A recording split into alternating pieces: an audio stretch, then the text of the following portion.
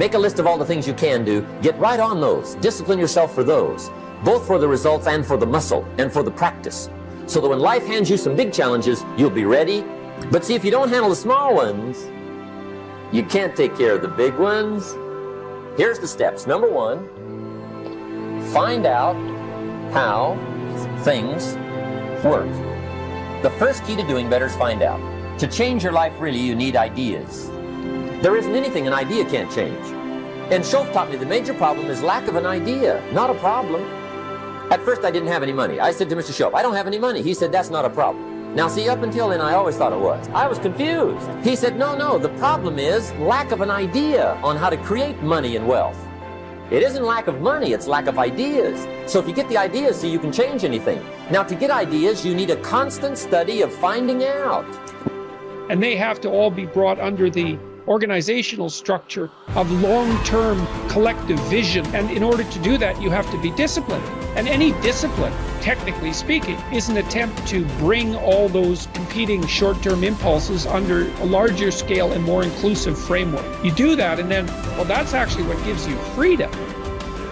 If you're going to mess around with very complicated and dangerous matters, you should really put your life together. We also know that the higher your conscientiousness, the lower your neuroticism. Conscientiousness does seem to keep neuroticism in check, and so I would say, and have said this to many people, clean your room, organize your life, get a routine, establish disciplined habits. The next subject is setting goals. Let me show you what turned my life every way but loose.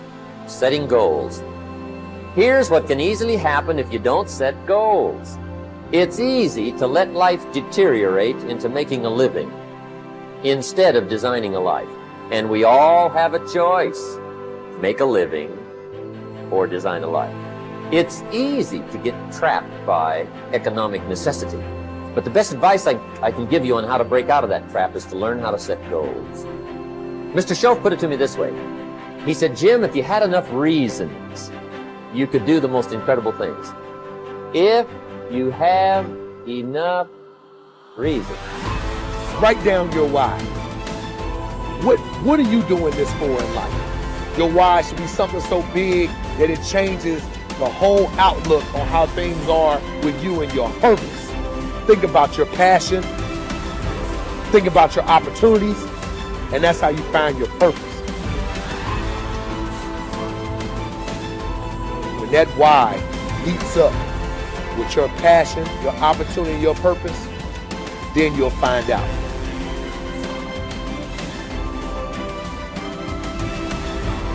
Most of us are standing in a busy street, just letting the opportunities in life pass us by.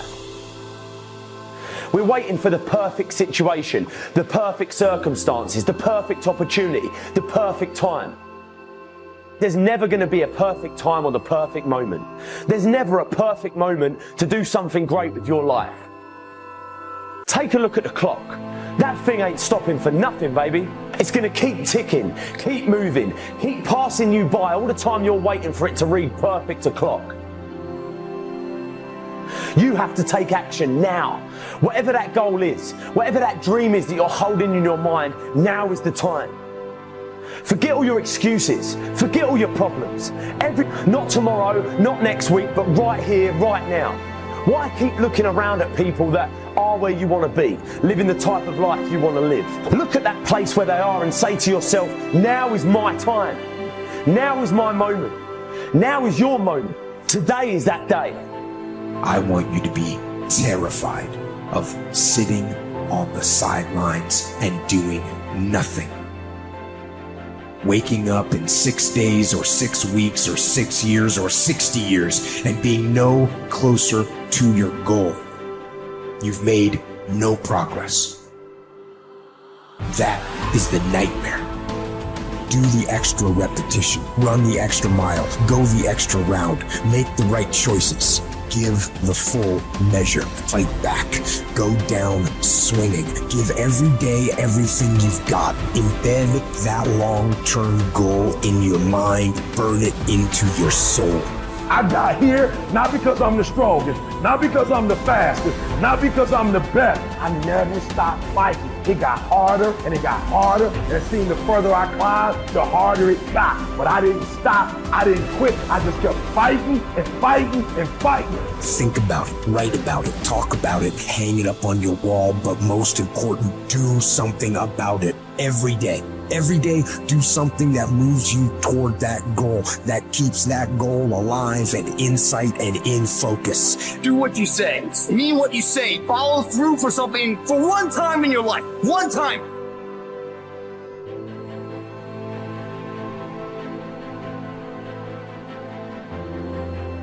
Most people can motivate themselves to do things simply by knowing that those things need to be done. But not me.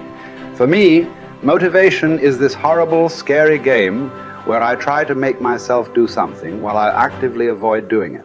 If I win, I have to do something I don't want to do. And if I lose, I'm one step closer to ruining my entire life. And I never know whether I'm going to win or lose until the last second. Temperance is not deprivation, but command of oneself physically, mentally, spiritually. Demanding the best of oneself, even when no one is looking, even when allowed less. It takes courage to live this way. Not just because it's hard, but because it sets you apart. The warrior has awareness. We are aware that we are at war, and the war in our minds requires discipline. Not the discipline of a soldier, but the discipline of a warrior. Not the discipline from the outside to tell us what to do and not to do, but the discipline to be ourselves, no matter what. A weak mind must be constantly entertained and stimulated. A strong mind can occupy itself and, more important, be still and vigilant in moments that demand. Without the momentum of a stern discipline, motivation is mostly a momentary, flighty emotion.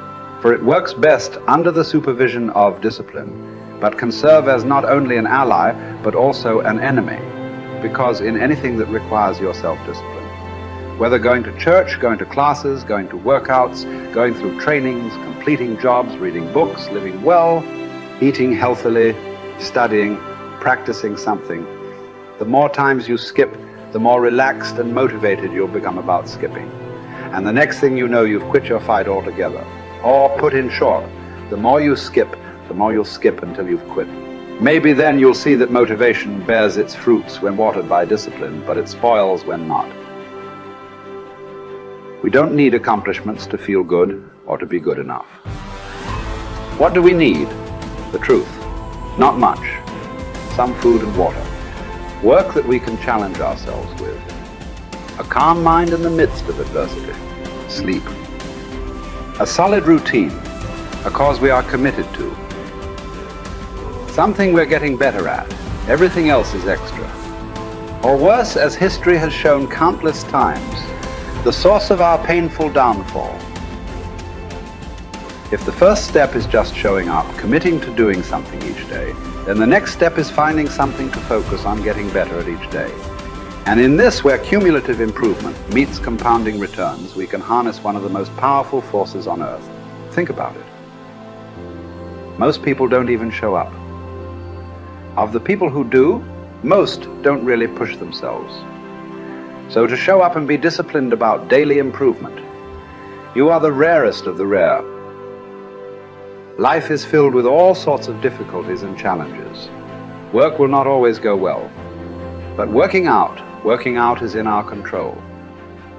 It is a contained space in which the only potential obstacle is our determination and commitment. Swim. Lift weights. Train in jiu-jitsu. Take long walks. You can choose the means, but the method is a must. You must be active. Get your daily win. Treat the body rigorously, as Seneca tells us, so that it may not be disobedient to the mind. Because as you're building muscle, you're also building willpower. More important, you're building this willpower and strength while most people are not. The body, you must understand, is a metaphor. It's a training ground, a proving ground for the mind and the soul. What are you willing to put up with?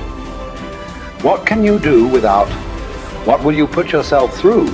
What can you produce with it? Only you know what it will look like to train in your art like a samurai, an Olympic athlete, a master in pursuit of excellence. Only you will know what you need to practice from morning until night, what to repeat 10,000 times. It won't be easy, but in that burden is also freedom and confidence. The pleasure of the flow state, the rhythm of second nature, the quiet calmness of knowing that from the practice you'll know exactly what to do when it counts, the pride and the dependability of doing it too.